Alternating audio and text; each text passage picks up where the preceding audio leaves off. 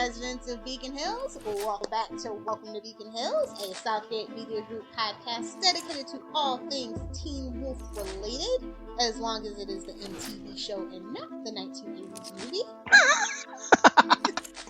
I am Lilith, who is your co-host, and joining me, as always, is your other co-captain. Hi, this is Dawn, and welcome back to Welcome to Beacon Hills. Today we're talking about 509, so we are coming to the very end of this part of the season. Ah, yes, the penultimate episode, Lies of Omission. It's so meta on so many levels that I can't even really begin to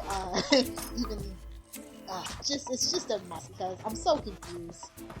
And this is the episode where we usually kind of try to put the plan together, and this season is just kind of like you don't even know who your real enemy is at this point. It was scary. Well, the audience knows, but nobody else does, apparently. So let's just jump. That I actually like this one better. Oh, really? Yeah, I like this one better in hindsight than I did the first time I watched it. It's an odd I think number. It helps that I've already seen it. It is an odd number, isn't it? And I do like those better. But yeah, I think that when I first watched it, it's so heartbreaking and so depressing that, it's kind of hard to get over that while you're still in it. And so I think that I like this one better now that it's been, a couple months that it's aired, and I've already seen episode 10. So I have high hopes that, where we leave off now is not where we're going to be, later on in 5B. So definitely. I totally know what you mean. Like the episode, it's like it starts off normal until the reveal, which we'll get to in just a second. So, Tim Andrew directed this episode, and Eric Wallace, who I believe is related to Will Wallace, who wrote the last episode, Ouroboros, wrote this episode. Next to Keep It All in the Family and Teen Wolf, I guess. Okay, getting really, really scratchy. Like massive static coming right now. How's that? Much better. Oh, yeah, that's perfect. You're the opposite of everybody with this mic. I'm sorry. You're a PC, right? Yeah. Yeah, that's probably why. Okay, so let's just get into the synopsis. I'm using the Teen Wolf Wikipedia, not the Wikia today. So yeah, Scott struggles with the return of his asthma and a growing feeling of hopelessness. Theo asks the doctors to leave Hayden alive. Hayden begins to bleed mercury, while Corey has vomited blood and mercury all over poor Mason and is taken to the hospital. What else? Theo tells Scott that Styles murdered Donovan. Not cool, you little liar, you. Then we meet another girl named Beth, who is also a chimera and apparently a failure. She's killed by the pathologist outside the school. Scott and Theo follow Corey to the hospital. Corey tries to escape. But yeah, he's killed by the surgeon. Thank goodness, because he was annoying. Lydia and Parrish find the Nematon, much to my chagrin. What else? Yeah, that's pretty much all that happens. Liam and Hayden decide to go on the run, but they get confronted by the doctors because you're not allowed to leave Beacon Hills unless you're Kira. Sad but true. Fight the surgeon and the pathologist, while the third doctor, the geneticist, actually injects Hayden with an unknown chemical. Pierce locks himself in a cell at the police station, and Scott confronts Styles at the vet clinic, and they fight over Donovan. Meanwhile, Styles leaves after Scott refuses to believe that he's innocent, and Hayden is becoming rapidly worse, so Liam asks Scott to give Hayden the bite, and Scott's like, nah, I'm good. I would say that Liam whines and demands that Scott give her the bite. And Scott smartly says, I don't think so. The best thing he's done all season. Best decision of Teen Wolf yet. But it of course comes back to bite him in the butt or the neck. Oh. puppy dog. So let's just get Yeah. to it. Let's of course start with some of the best stuff of the episode.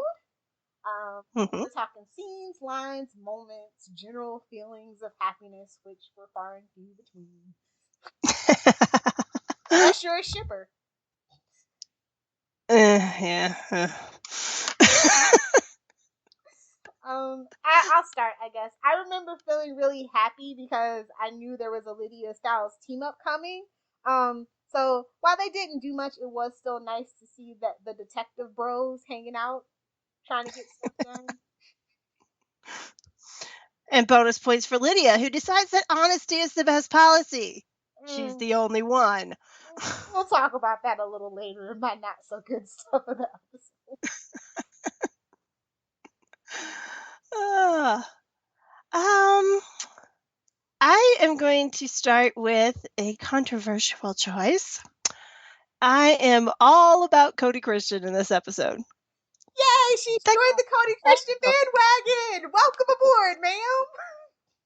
that guy is, he was just awesome in this episode. I mean, seriously, there's not one time that he isn't completely on in this episode as far as acting goes.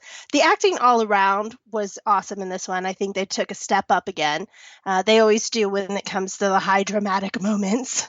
But gotta really applaud Cody Christian, especially in the moment that most people hated, where he's spinning his story to Sheriff and he's all, and I didn't know what to do. Poor me, garnering all the sympathy. And then Sheriff hugs him, and we see that smirk come out again. And I'm like, oh, I love to hate you, man. It was fantastic. It's one of the best acting moments of the night, and there were a lot of good choices. Let's see. How I had a thought about Theo. Like, this is not me like trying to fan wake some like weird redemption arc in him, but it seems to me that Theo might have IED too. He has these really like violent outbursts a lot, and I know people are just he's just a straight up psycho, but like I don't know. I feel like there's something to it. He watched his own sister die from I hypothermia. know he's a That's sociopath. not IED. It could be many things that are wrong with Theo. Very I complex can go layer with of that. crazy, okay? I can definitely go with that. But I don't think that we can, say that he's anything other than a I'm psychopath not because saying that. that, I'm just trying to figure out yeah, what kind of psycho he is. What is this okay. mix of crazy he has?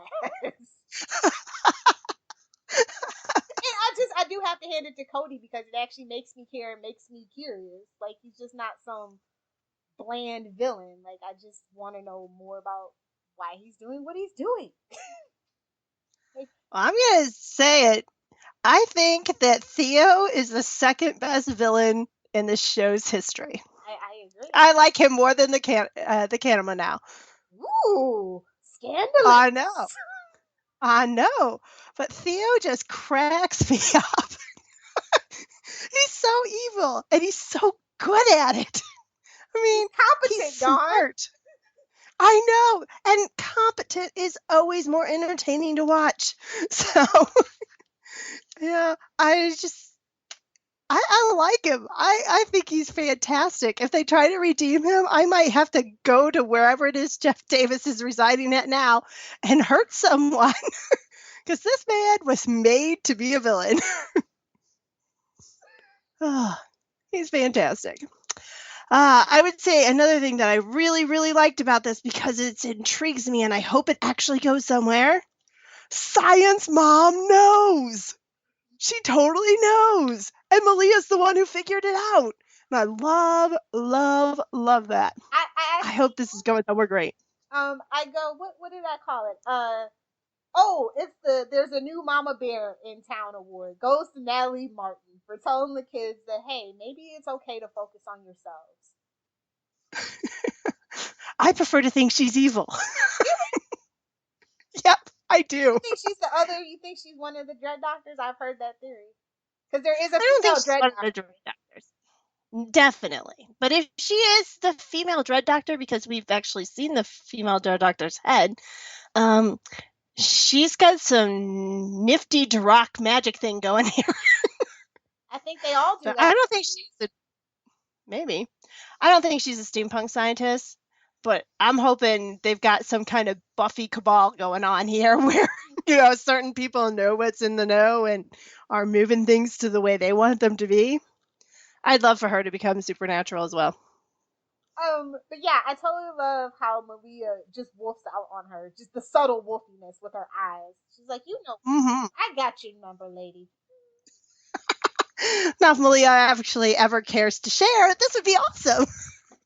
Well, we got to get back to reconciliation because with Lives of Omission, that's kind of the theme of everybody keeping secrets and not talking to each other. But I'm like, let's be serious. That's just an everyday episode of Two More. Nobody tells It is. anybody anything until the penultimate episode. And guess what? This is the penultimate episode, and nobody's telling anybody anything. Yeah, that'll go in my. I have other comments for that when we get into the negative section. Let's see what else is fantastic. I like the fight scene. I hate the club, but I like the fight scene. So that is the first time I've ever actually cheered to be in that freaking club. So I thought it was fun and gymnastic oriented and visually appealing, if not very smart. Well, I mean, seriously, what is up with these guys always punching the most armored section of whatever it is they're fighting? What is that? Go for the parts that aren't covered. Go for the breathing tube. Come on, you can do it. But I do like that we had some action because I miss action in Teen Wolf. this next part's a little bit of kind of sort of action. It's a little bit of character growth for Maria. It's the Scott Hale effect. Sorry, couldn't help myself. And that's not really so much Derek, but it's definitely a Scott effect. Is that she goes chasing after Beth and she wants to help her. And in true Beacon Hills fashion, no good deed goes unpunished and gets flung into the waters. And then she says the most classic line of the season. Are you kidding me? Because that's exactly what I've been feeling all season long. Yep. Oh, I thought that was great too. I thought Malia was great in everything in this, but again, far too underutilized. Another scene that really made my day was when Theo was whining to the steampunk scientist about Hayden, and then the steampunk scientist was just like, "Nope, I have had enough of you." And immediately Theo backs off and he looks vulnerable. And it's the first time I can remember Theo looking scared. And I loved that. Yeah. I okay, don't hate me for this, but of course I'm a Scott girl, so I kind of like that Mason is kind of trying to stick up for Scott to Corey. He's like, "Hey man, you didn't really meet him on his best day. He really does care." And I'm like, this is the scribe of Scott. This is our Chuck. Oh, great. But he won't. See, and what I saw was this is what Styles would be saying in any other season because it would be Styles having this conversation and standing up for Scott. So I could not get past that. Well, yeah, this season is what it is. I gotta take what I can get.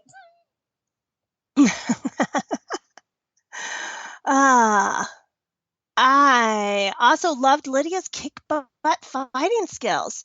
She hasn't been fighting for very long, but man, the girl picked it up fast. I thought she was fantastic in it. Yep. Now she could actually go against an opponent that wasn't on her side. Let's be real, that's all of Beacon Hills at this point, right?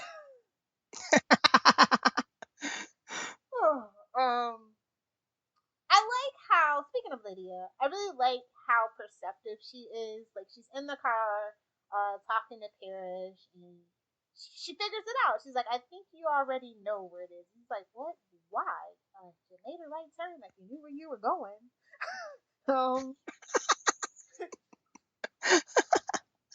That That's pretty cool.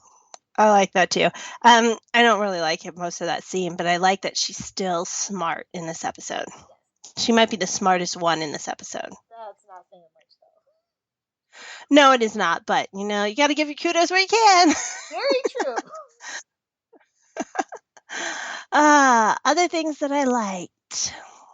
I titled this Styles Remembers He Has a Girlfriend until he doesn't. And it really has nothing to do with the fact that she's his girlfriend, but the simple fact that might be the first time that Styles and Malia have been on screen together in 6, 7 episodes. Well, no, when the last time they were, I think it was when they were reading that book. So at least 3 or 4. Okay, so the middle of the episode, middle of the season. Yeah, it's been a long time, and so I really like that. For once, they weren't all so selfishly obsessed with whatever their own junk was that they could actually realize that somebody else had junk too. Hated everything that came after that, but I do like that,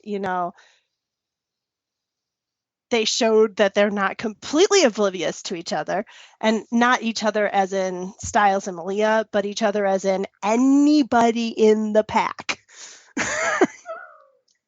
It was just nice to have something feel like a pack moment in a time when the entire season is about breaking the pack apart. Yeah. Kudos to Sheriff. I really actually enjoyed Sheriff for the first time in a while. It's when the deputy red shirt mentions, the card and they're checking out the lead, and he flashes back to what Styles says. And he's like, "Oh, this might be Reagan's one mistake." Got him!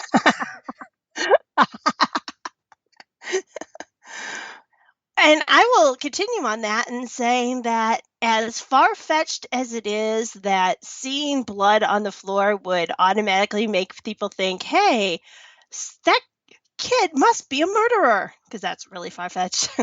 I do like that Sheriff is now at least starting to get into the know, because it's always better when the parents know what's going on. Definitely.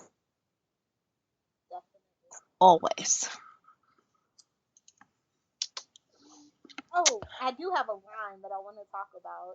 It was with the Detective Rose scene where Lydia wants to tell Parrish, and she's like, "It's always better when they know." And then Styles goes, "Well, then he should know. He owes me a Jeep." And I was like, "I concur, sir." And that may be my number one quote of the night. It is the number one quote of the night for me. Yeah, that was fantastic. And I'm like, yes, and you better start getting it soon, because, man, I need that Jeep to be back and running. If everything else is falling apart, it can't fall apart. Well, like we've said already, it reflects the state of Scott and Styles' romance, and it's in utter disrepair at this point, but it's still salvageable, according to Jeff Davis. So, I'm looking forward to Roscoe 2.0, not fixed with duct tape, but actual parts. I'm looking forward to when the Kickstarter campaign comes in and they can get everything fixed. Styles' Jeep, Scott's house, Lydia's lake house. I just want to say why I like the line so much is that it felt like classic Styles. The classic, like, Styles mannerisms. And it was almost like a light moment in the episode, something that we really did. Yes. I agree. And that's the reason it's my favorite too. It's banter. And banter has been far and few in between in this season. Yep. And I think we need to get it back, because we are missing the humor. Speaking of, we need to get Coach back. Just saying. I know. We need a petition. Yes. All right. Little tiny thing that I liked in here. Finally, for once, somebody in this show realizes that there is no cone of silence. I love Styles' reaction when Theo is just starting to talk about killing Donovan randomly in the middle of the library. I'm like, oh, buddy. And before I could say it, Styles gave him the look. Yeah. But side note and burning question, what the heck was that Styles hallucination? Oh, that's some things I didn't like.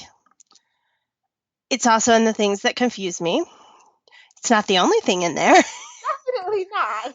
That was like my main burning question. Like, wait, what? Is he inhaling the wolfsbane too from Scott's inhaler, or what? Well, at first I thought, does that mean that he's worried that he's becoming a chimera? But if he's becoming a chimera, why would he still be worried about the bite on his shoulder? It would be clearing up if he was. So, what the heck? I don't get it. I don't get it at all. Yeah, that was just weird. Anyway, any other little things you want to talk about before we get to the lowlights? Oh, yeah.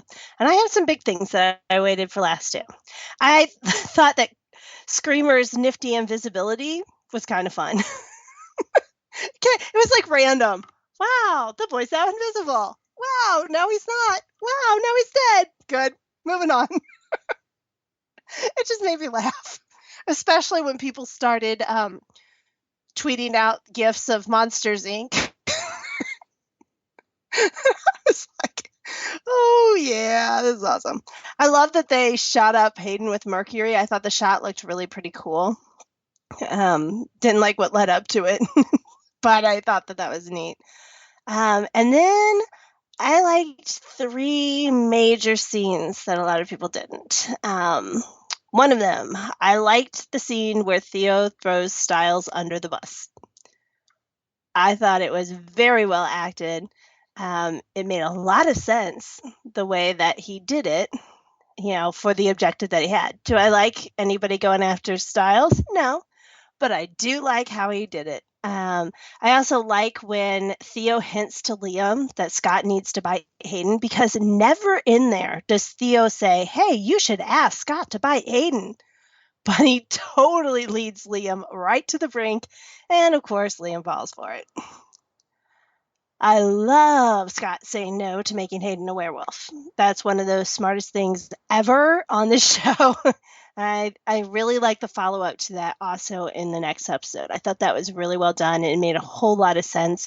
It was very in character for Scott. A lot of people were upset when he said no, but seriously, using your brain, that was smart. I mean, it's a no-win situation either way it goes, because he can't make another Beta, because then, the Calaveras will come back for him. And also, if she doesn't take it, she dies, and Liam hates him forever and probably tries to kill him. And they have zero understanding of how powerful Hayden would be if she was both a werewolf and a chimera. And what happens if she goes bad? Suddenly you've made Godzilla, and now you're responsible for everybody she kills. You have to make so that was my main part. Yeah, that was my main thinking on that one. But I think when we get into 10 and Scott says his reason why, it is a totally Scott reason. And I loved it. I thought it was very well done, and stayed very true to character. And I think that's important in a season where the whole point was to break up everything. It's important that Scott, in this instance, definitely stays in character. Definitely. And then the last scene that I'm going to put on the pluses, even though it's heartbreaking, I think the bromance breakup was done very, very well. I hated it when I first watched it because I was just you're breaking my heart. But stepping back a couple months, it really, it was well done. Are they talking at cross purposes? Absolutely. Do I want to smack them both? Absolutely. But, for once, Beacon Hills in the Rain actually paid off. So, and because it also had great acting. Okay, that's definitely the negative for me. Like, I'm not gonna say that the acting wasn't good, but like the reasons for them breaking up, it just everything feels unorganic, and the way that whole breakup came about was very unorganic for me too. So that's the only thing I'll say about that. So yeah, let's get to the lowlights, and I absolutely cannot hold this in any longer. What the frick was that opening scene? And then we turn around. I was expecting maybe Mama McCall. We haven't seen her in a while. Maybe even Deaton. Maybe he's back from his little stupid trip. No, it's Theo. my claws and my teeth came out on I'll take you back 2 minutes and say the entire opening voiceover monologue, That's kind of a classic. including who he was talking to. But it really wasn't, because they don't do voiceover monologues, first off. And second off, what the heck? Now the kids at Beacon Hill are upset? Now? They just had like half the people murdered in their school in 2 seasons, like a year ago in Teen Wolf time. It makes zero sense that all of a sudden all of the teens are afraid for their lives. They should be afraid of their lives every single day in that town. I don't know. It bugged me that suddenly we're making this as if this is the biggest, most huge thing that's ever happened in Beacon Hills. And it might make the top 3, maybe the top 5, but it certainly isn't like unusual. Ugh. So it just bugged me from the beginning. I'm like, really? Really? And I hate voiceovers anyway. Usually when they do things like this, they don't need the words. The last time we had a montage of people walking in the school, we got 0 words in it. And it was effective and it was fantastic. This, yeah, felt like it was trying way too hard. Yes, it was trying way too hard. This whole season has been kind of trying way too hard. But anyway, I just want to say, dude, Scott, you have the keys to the vet clinic. Be responsible. Stop using it as your own personal clubhouse. I agree. I totally thought that too. You couldn't have that type of deal at your house, really? Yes. I mean, come on, people. If nothing else, it's not like you can't go to the library anytime you want in this freaking school. What the heck? Oh, I'm still not over that. All right. Let's just make it a given. Every scene with Liam and Hayden was a bad scene for me. Every single one. Can I just go really specific? Like, how many times are we going to recycle a Scallison scene redone with Liam and Yes. Hayden? How many? Tell me. Yes. Well, I could start counting, but then I'd just be depressed. I've got at least 12. No, those freaking bus scenes. I didn't even like them in season 1. Now we got it with Scott 2.0, and all I can think is, and Mason is Styles 2.0, and just, ugh. There's really not many words that I can say to talk about how disgusted I am with this whole thing. Yeah. All right. One of my burning questions is this. Does the Nemeton move? Just like get up and move in the middle of the night or what? I think it has a cloaking spell or something like that. At this point, they might as well just put up stadium lights around it, because it seems like they're always looking for this thing. And, once your parents are almost murdered somewhere, you should kind of have a good idea of where that is. It just bugs me. Like, seriously? I just chalk it up to magic. I can't let the Nemeton stress me out. There's so many other more messed up things than the Nemeton to worry about. I want them to just do some clarifying sentence. Tell me some reason why we can't find this thing that we've been to for 3 seasons now? It seems like every 3 seasons we have been at the Nemeton. So I don't know. I'm like, really? And we don't have any really real lore about it other than it's magical, it's powerful, and they revived it. I mean, they keep everything really vague on Teen Wolf, unfortunately. Well, just give me a reason for why they can't find this place, because at this point, they've been to the Nemeton so many times, there should be a well-worn trail to it. They're acting like this is supernatural and it's been on for 10 seasons. Okay. I personally think that Lydia was kind of letting her lust blind her judgment in regards to telling Parrish. If she didn't have a relationship with Parrish, I might not feel like this, but because she does, it just kind of felt that way. Oh, I agree that that's a part of it. A really sick, disgusting, creepy part of it. But I do like that she wants to tell the truth. I wish she wanted to tell the truth to sheriff. That would have been helpful. Yeah, they really shouldn't be keeping. Well, he's not in the dark anymore at the end of this episode, but they should have totally been the ones to tell him. Yeah. Of course, I mean, I understand his attitude this season has made it very hard for them to confide in him, but it's getting to feel like even if he hadn't had that attitude, they still would have kept him in the dark just because secrets. How fun. Really? Please stop.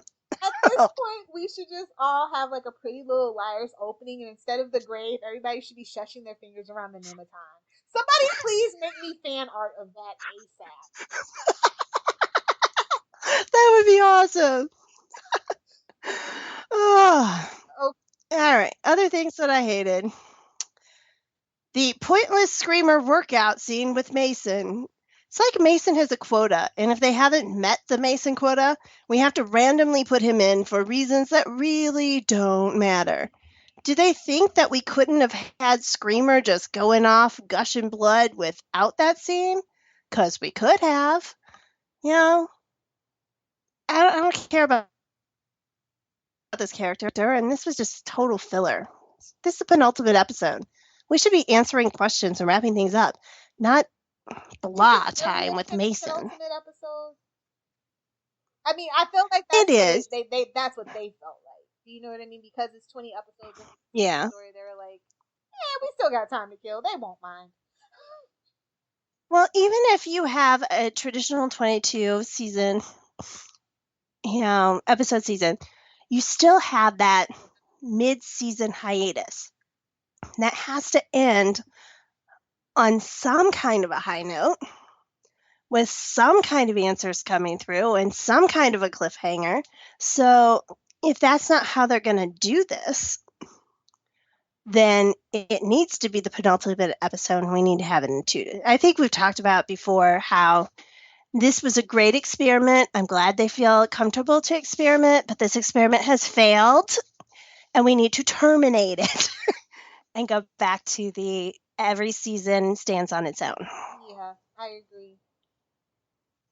But we still have another half season, and it might actually change our minds. I mean, with 3A and 3B, I was just like, I don't know. After that 3A, it was okay.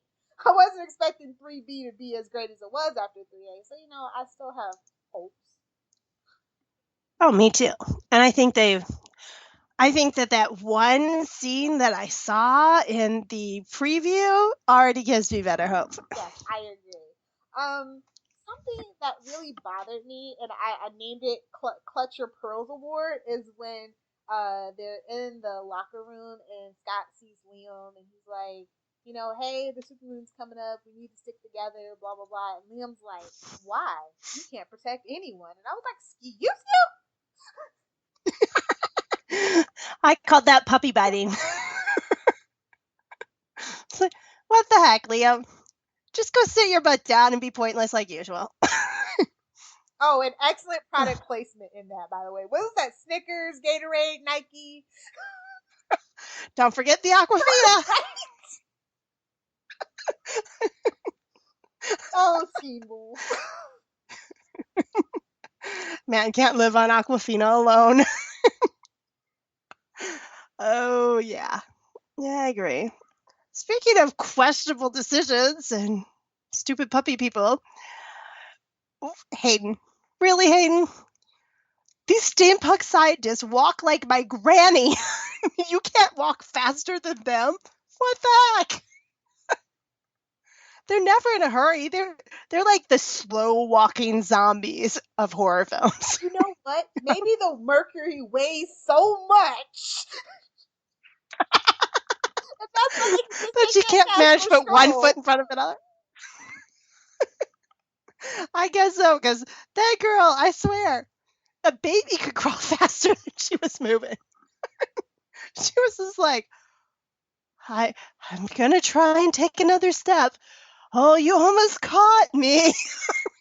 What the heck was that? She played so much the damsel in distress in here. And that, I can take or leave Hayden. If Hayden wasn't with Liam, I would like her a lot better. And I probably would not be wishing for her to die. But this episode, she was a complete damsel in distress. She couldn't do anything but sit around and scream and get caught. And I'm like, really? What happened to the girl that punched Liam in the nose? She fell in love, and love makes you soft, Dawn. On What Teen makes you Wolf, stupid? it absolutely makes you soft and stupid. So does leadership, by the way. Everything makes you stupid. Don't drink the water. Don't breathe the air. Just keep going past your vegan. Actually, staying human is the only thing that doesn't make you stupid, I think. I don't know. Sheriff caught a case of the stupid. Oh, that is true. He did. He must be, supernatural. Transition.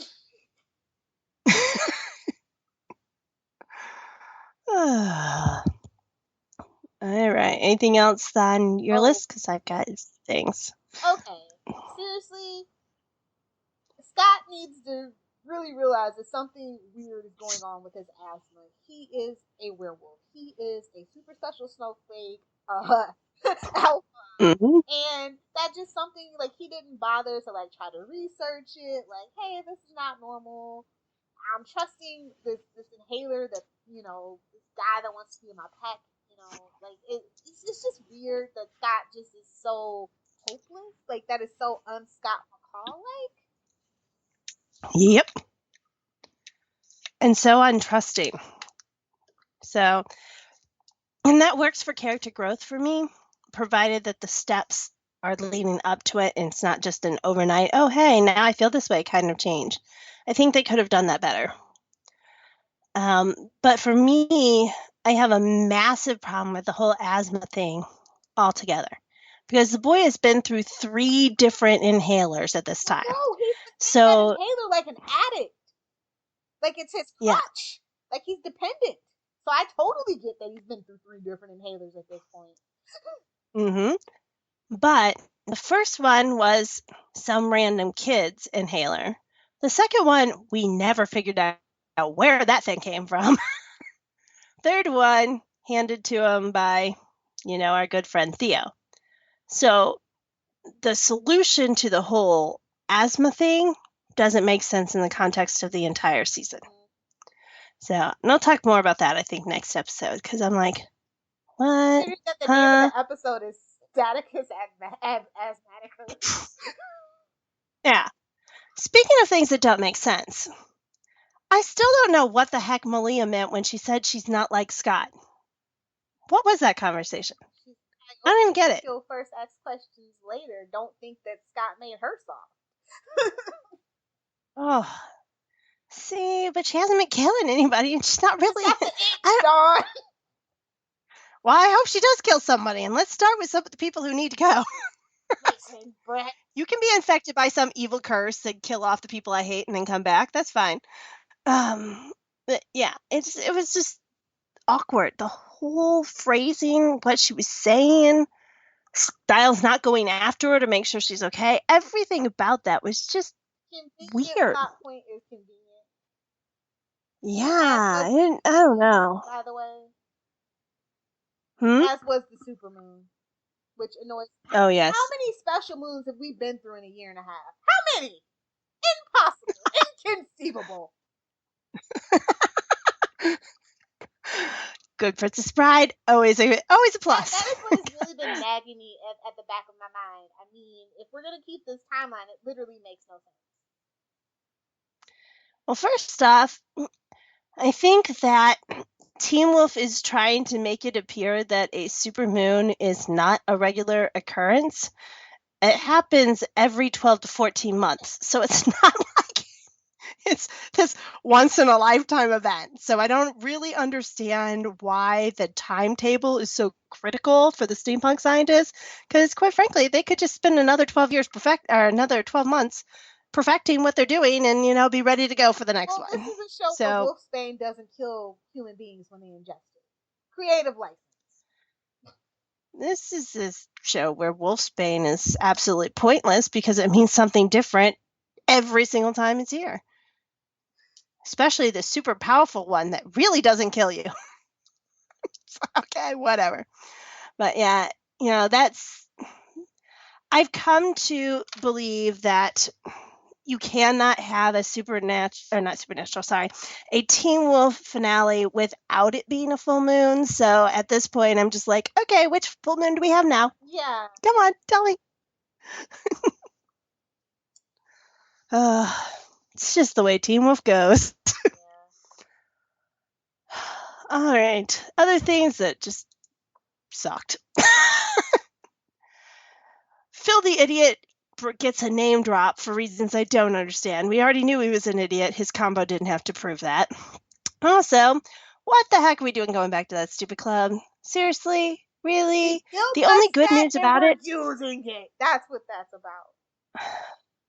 Well, I would be happy to contribute funds for a new set, or better yet, just make everything happen in the library. It's not like anybody, not like it ever closes. So, yes, at least we didn't have that dumb freaking music, but I hope that Hayden goes just so the club can go. Oh, good luck with that. Gotta have those Mm-hmm. shirtless, sweaty teens. Are they even teens? I don't even know anymore. They're all strippers. I want to talk. College age strippers. I just want to talk about the whole Theo snitching on Styles. Like, yes, it was well acted, but like, man, the way Scott reacted, like, I don't know. Like, it just, like I said, it just has felt unorganic. The splitting up of the pack, and it just like they keep trying to tell us it's something wrong with, like, they keep trying to hint that it's something that Scott as an alpha, it's his doing, and then it's a little bit of Theo too. But I just totally don't get any of the things that they've been putting down for the reasons. It's so flimsy, and like, I'm sorry, it was well acted, but at the end of the day, Scott has known Styles how long? Mm-hmm. So Oh, I agree. I'm just saying, it was just really odd. And I know he's hopeless and doubting himself, but at the end of the day, if you don't believe in that brotherhood, you're utterly lost, and that scared the heck out of me for Scott's the rest of Scott's time until they get back Mm-hmm. together. Well, I think that first off, I have zero understanding why this is Scott's fault. None. But don't they I say that really every don't. chance they get? Well, and I am hoping, because that's what it sounds like to me, it sounds like a lot of self blame. Because the only person who's saying that it's Scott's fault is Scott, with the exception of whiny Liam. Nobody else is saying it's Scott's fault, and it isn't. And even the breakup with Styles isn't solely on Scott's shoulders. It is also majorly on Styles' shoulders. So I guess for me, I'm not quite sure how this turned into a blame everything on Scott situation. And the fandom most certainly went after Scott, and I didn't get it.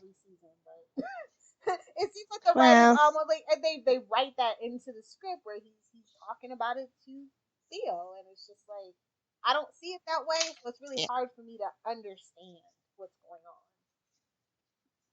on. Well, it's not Scott's fault. But it does still, I'm sorry, but I cannot let go of the idea that the steampunk scientists have done something to all of them, because all of them are still off. I mean, every single one of them is off base at some point. They're all going through some kind of mental issues. So unless mental issues are season 5's money issues, things that suddenly appear out of nowhere and are never talked about again. It could very well be. Let's be real. It could be. And if it is, I'll be disappointed, because there has to be a reason for why Scott, first off, doesn't trust himself. Second off, doesn't trust his pack. Okay? There has to be a reason why Styles' anxiety skyrocketed to like DEFCON 92 overnight, especially at a time when nothing bad was going on. I mean, really? That just doesn't make sense. There has to be a reason why Malia is seeing visions. We know there's a reason why Kira suddenly turned into Firefox chick, you know? So it can't just be Theo manipulating. Trust me, he's a great manipulator. I'm not knocking him down at all. But there has to be something else that's going on as well, or else it makes zero sense for why all these characters have suddenly changed overnight without any reason to back it up. Yep. Does that make Oh sense? no, it totally does. And like I said, I'm just confused, and I don't think the writer's done a good job unless the answers are in 5B. But what I'm getting from everything that I'm hearing about 5B is that it's more building up to that beast battle. So they're gonna like rush to patch things up and kind of leave things dangling as Teen Wolf tends to do. And I'm gonna be disappointed if that's the case. I am not going to be disappointed at all if they patch things up quickly. I'm And just, then it's just kicking quite the hot honestly, players just to right out game, there. and that is so annoying. And that's fine. In this case, that is fine because I watched Teen Wolf for the pack and the pack interaction.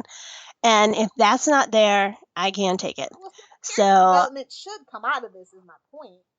oh, yes, it should. And quite frankly, I think they have been trying to give some character development to Scott, which is good. But it just didn't have the build up to create that character development. Exactly. So, what were some other things that made you raise your eyebrow as a uh, reader? all right. Well, obviously the Dead Styles close up. What the heck was that? I still don't get it. We get zero follow up on it in the next episode, in the finale. So, unless we get some, explanation or some follow up in 5B, it was really pointless and it became filler too. And it just became basically trying to freak out the fans. That's just not okay. That's boring. Anything Lydia and Parrish that didn't involve actual physical fighting was just cringeworthy. Ugh. Scott and Styles talking at cross purposes. Seriously, Styles, you couldn't once have mentioned, and he was trying to eat me. Everything was, he wanted to kill my dad. Did you miss the point that he was like going to shred you and keep you in more than one piece? I mean, come on. What? That should be a main topic of this conversation. And the fact that it isn't it just pointed out how contrived this drama is. Could have Not showed a him fan his of contrived scar drama on his that causes rifts shoulder. between brothers. And so this bromance rift got to go. Yes. Seriously, we got to get. Yeah, he just says the same things over and over again, and he never says anything that's actually important to the conversation. Even if we didn't hear the story that Scott had heard, I would still be going, Styles, what the heck are you talking about? You're missing some key details here. Like, he wanted to eat my legs. That's a pretty strong reason to fight back. you know, he threatened to kill my dad is not a strong reason to fight back when your dad's not there. But he had so many good reasons to be talking about that the whole thing makes me frustrated because it feels like they're yanking my chain because they are yanking my chain. And then the number one thing I hated about this episode, and this I do blame Scott for, Scott steps back. Really, Scott? Did you honestly think that Styles was going to hit you with that wrench? Really? Come on. Buddy, what are you thinking? Ugh. It was the most heartbreaking moment of this entire show because Styles steps forward, the wrench is in his hand. Scott looks at it and consciously steps back away from Styles. And then Styles realizes that Scott is afraid of him.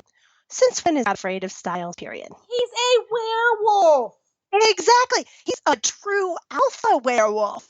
Styles is what, 135 pounds of snark? Is that what he said? I don't remember. It's 25, 35, I don't know. Definitely not that. Slightly over 100 pounds of snark. I mean, physically it makes no sense. Emotionally it makes no sense. Psychologically it makes no sense. And it all adds up to absolute heartbreak. How in the world could Scott ever think that Styles was going to hurt him? You know, Void Styles hurt him. That I can understand. And he Maybe didn't even that's step what he back and thought, Void though. Styles. Yeah. Hmm? Maybe he thought that Void Styles was back out to play somehow. If that's the case, then they need to go that way. Not that we need to have Void Styles back. And Although not people because I would cheer. don't want him back. It's not that I don't want Void Styles, but anything they do with Void Styles now can never possibly compare to 3B. So they're better off just retiring that. I agree, but the fandom has been clamoring for it, and it almost feels like even though Jeff Davis said he doesn't want to do it, it feels like he might actually go there. Nope, and no, thank you. Not unless it's one of those weird. I know what it is. When humans have wolfsbane, they dream of their evil self. There we go. And instead of dreaming of the most hurtful thing that their parents could possibly say to them while they're drunk on wolfsbane. Wait, they inhaled it on the bus too, though. Yes, they did. And nothing happened to the humans, even though when they drank it, they all went wacky. But it was mixed with alcohol, Dawn. Oh, that's what it is. Okay. Got it. Alcohol is bad. Wolfsbane is a plot device. Got it. Anyway, let's get into the review part. Who was your MVP? What was your MVP of this episode? My MVP of the episode was the character reactions. I thought they were spot on. They did just everybody had some great reaction shots. In the rain, Scott's reaction to Styles confirming that the wrench was his, just dead on fantastic. Theo's reaction to the steampunk scientists were fantastic. Theo smirking after Sheriff believes him. There's so many great reaction shots in here, and I thought that they did a good job of filming those reaction shots. We didn't necessarily see things from the point of view that I was expecting to see them from. I think it made it more interesting.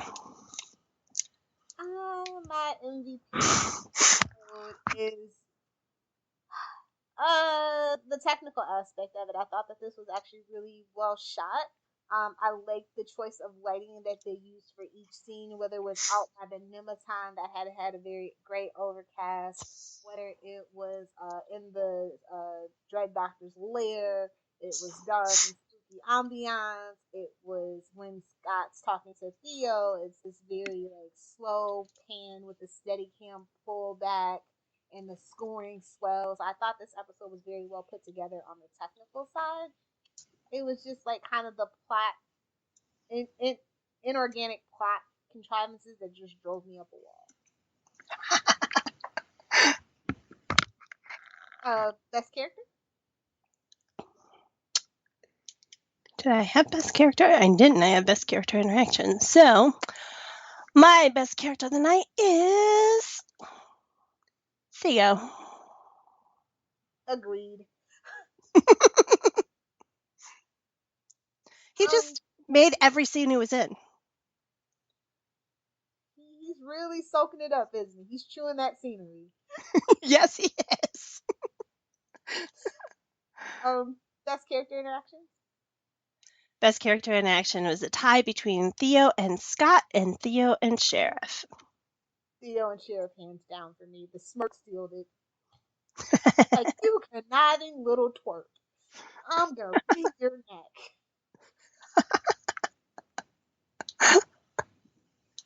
What's next? Best scene? Best scene was. Well, I kind of changed it. Changed it from best scene to best acted but horribly painful scene, and that would be the Scott and Styles breakup. Yeah. I don't know. I wouldn't say it's the best scene, but for me, it's my favorite scene because I've already kind of talked about it. It's the Detective Bros team up because it's that light moment that almost every episode of Teen Wolf needed this season, and almost for the most part didn't get it. Because you got to remember, like when you get heavy, you need that bright shining light of happiness, and that just hasn't been the case this season. That makes sense. Favorite line I've already said. It's my number one line of the night. I don't. My run line is that too. That owes me a Jeep. But my second favorite line is, "Are you kidding me?" by Malia. And because that's exactly what I was saying. Like almost the whole thing. I'm like, are you kidding me? I like the exchange between Mama Martin and Malia. She's like, you know what? I just think y'all need to focus on you because honestly, I feel that way sometimes. And that's what season 4 should have been. It shouldn't have been slow mo lacrosse and stupid new wolves. Blonde assassins. The Malia and Science Mom conversation was my fourth one. My third one was the beginning of the Styles and Lydia one where Styles goes, "Well, hang on. If the Nemeton's covered in bodies, shouldn't you be able to find them?" Lydia, "Me." Styles, "Yes, you. That's what you do. You're the Banshee. You find the bodies." Lydia, "Well, the Banshee's having an off day." Well, that's not meta. I don't know what it is. I don't know. So you got some random episode awards for us? Is that my episode awards or is that the Twitter ones? We're not at listener feedback yet, so your personal ones. Okay. Best return goes to the Jeep. I was happy to see her up and running. Makes me so much happier. Best reaction, Malia being thrown into the lockers by Chimera 493. Love that. Least likely to win at track and field, Hayden, who can't outwalk the sloth slow steampunk scientist. What the heck was that? Best workout, the recapitations, which did more reps than Screamer this episode. Seriously, it was like 6,000 recaps in there. Like, really? I saw this show. I didn't forget. Not even when I watched it 2 months later. Come on, people. Most in need of a translator? Steampunk scientist bug language. Seriously. I thought they made an effort to be more clear and concise with their short, like, answers to Theo, though. Not me. I was like, so who the... I give up. Captions. Yeah, I didn't do captions. I waited until somebody on Twitter translated. I was like, thank you. Now I know what he was saying. Let's see. Most in need of a Gibbs slap. Styles, who still doesn't tell Lydia or Scott the truth until he's confronted. He really, truly needs to be just smacked. It's crazy. And in an episode of Endless, what the heck's most confusing? Why did the steampunk scientists look like they Frankensteined a new arm? What was that scene? What even was that? I don't know. Exposition. It's crazy. And then my number one episode award of the night is Least Secure. Come on, Sheriff. You're keeping the literal get out of jail card in your pants pocket? Really? Seriously? No wonder Beacon Hills has so much trouble. Oh, I just don't get it. Sometimes I just have to smile and shake my head. Agreed, ma'am. So, I guess it is time for listener feedback and fan outs and whatnot. So, who had your favorite tweets for this episode? My favorite tweet actually came, I think, the next day. And it was from at SHELUKESOPOTTER. It looks like she looks so Potter with looks actually being Luke's, but I'm not sure. Anyway, the reason why I loved it is not the tweet itself, but the picture that came with the tweet. It says, Skiles breakup. And then the picture is just a blank box that says, I don't even have a reaction picture good enough for this stuff. I was like, yep, that's just it. This is beyond, memes. Sorry. My second favorite was at PTHALOCYANINE, another one I can't pronounce. And it's all in caps, and this is the first time I felt all in caps really is justifying. Please stop smoking so we can stop being forced to watch these creepy ads. Thank you, Teen Wolf, okay? Those ads are just terrible. Just awful. One of my favorite live tweeters for Teen Wolf is Teen Wolf Talk, so at Teen Wolf Talk. And I actually liked her 2 of them so well I couldn't choose between them. So the first one was, this fight would be so much more intense if it wasn't happening in a strip club. You were right. 100% right. And the other one was, at least Styles has water to cover up his tears. I have nothing. I think that was the same reaction in most fans in this one. At Something's Cooking said, I didn't know they hired the adults from the Peanuts cartoons to be the Dread Doctors. I feel your pain. I completely do. And then the Tyler Hoechlin Army said, are you kidding me? Accurate representation of this entire season. Malia really did pretty much wrap it up for us. Those were my favorite tweets for the week. That's literally how I felt at the end of 10, I'll tell you that. Like, Yeah. Anyway, my favorite reviews for this episode came from Entertainment Weekly. Fancy that. That rarely happens. Did it Geek, Hypable, and of course, Buddy TV. So those are really great places for Teen Wolf Talk in the comment section, as well, of course, as Spoiler TV in the bottom of Dawn's reviews. Thank you. Thanks for sharing the plug for us. So yeah, that's that. So let's get into. Oh, did we grade this thing? We did. No, we did not. I've been avoiding the grades lately. I'm so sorry. I apologize for it. So let's talk about that grade. Mine's gonna be higher than yours, so you start. It was a C minus. This fails as a penultimate episode for me. Everything just feels contrived and inorganic, and I can't see the forest for the trees still. It's just the whole season has been kind of wearing on me with the breakup of the pack. Like, I think that we should have done this sooner as opposed to later. Like, season 4, I could have totally gone for that. It would have made a lot more sense.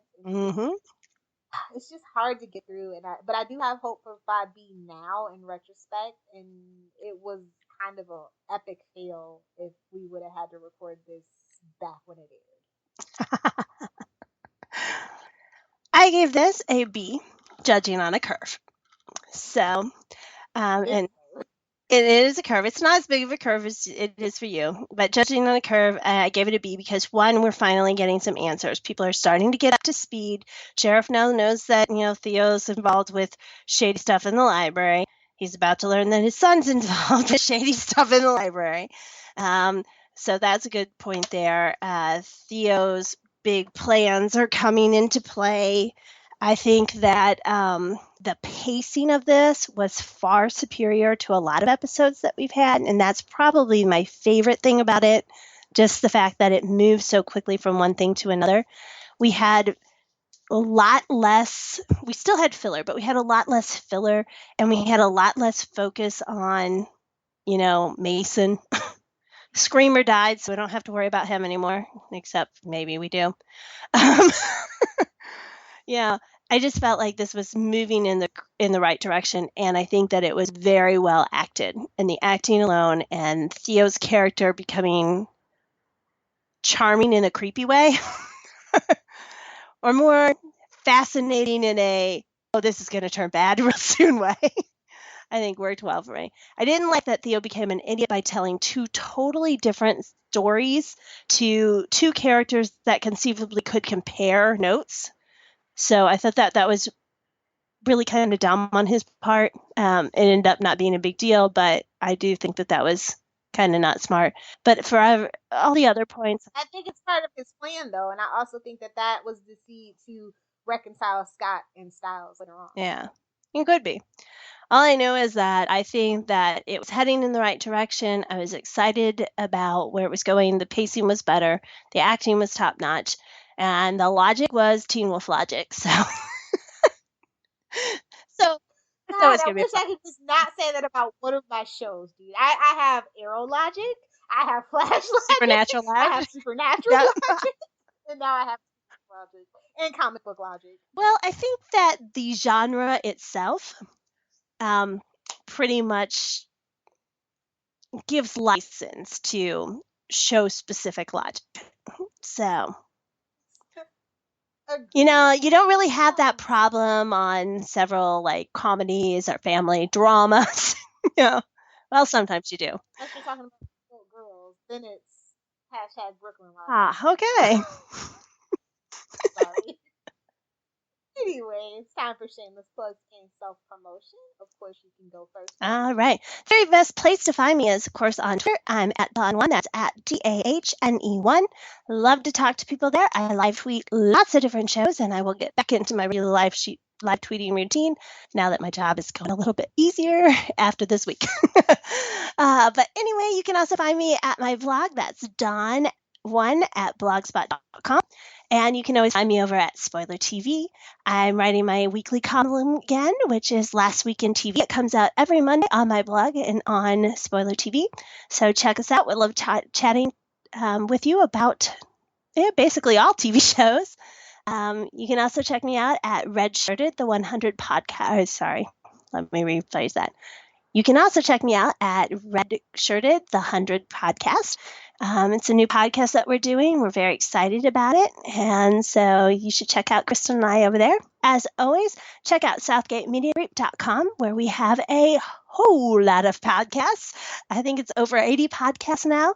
So if you like it, we've got it. And we're always having new stuff start. So check us out over at SouthgateMediaGroup.com.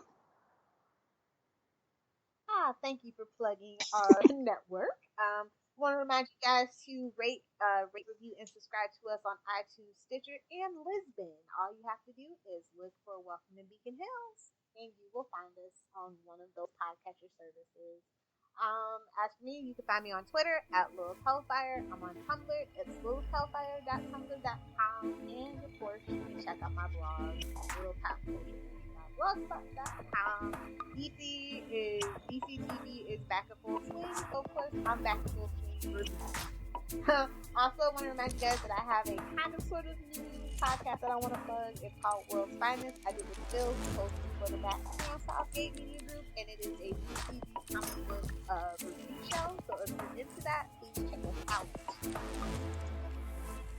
So, Dawn, so thank you so much for listening to Welcome to Beacon Hills. We love to see you back next week. And of course, as 5B starts again, cannot wait. So until then, just tell the truth because, dude, it never works. It's Beacon Hills. If you would like to donate to help pay for this and other Southgate Media Group podcasts, simply go to our website, southgatemediagroup.com, and click on the donate button. It can be as little as $1 or, well, as much as you want. Help keep this fun going by supporting this and our other shows. Thanks again for listening, everyone. You're the best fans in the world.